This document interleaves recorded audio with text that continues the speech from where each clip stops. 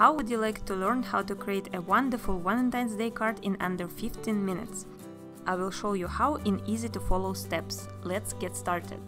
We will need an embossing folder to create the pattern on our card. I chose the butterfly style, which is 13.9 cm by 10.6 cm.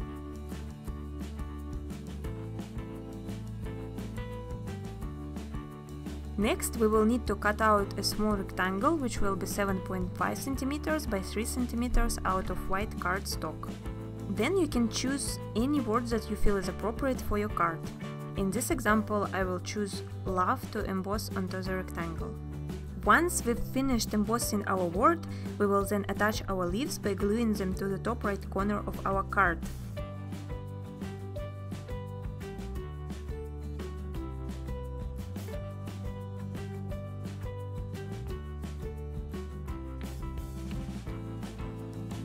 Then we will take our rectangle cardstock, which we embossed on earlier, and place it on top of the leaves. Our last step is to cut out butterflies and attach them to our card to overlap the embossed butterflies. Depending on what embossing folder you use for the front of your card, you can get creative by adding something that matches your design.